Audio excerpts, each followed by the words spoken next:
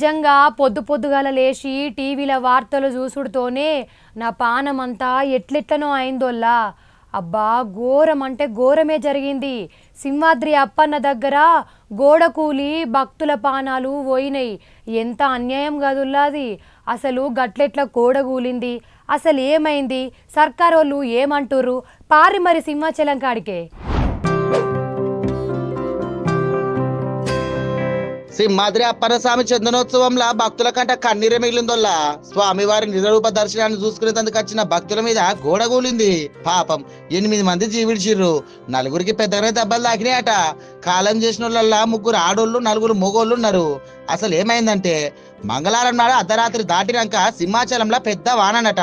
ఆ వానకు shopping complex లు దగ్గరున్న 300 రూపాయల టికెట్ క్యూ లైన్ల మీద సిమెంట్ కూడా కూలింది. ఇక ఆఫీసర్లు రెస్క్యూ వాళ్ళు వచ్చి సాయం చేసిరు గాని 8 మంది ప్రాణాలు అయితే పోయినాయి.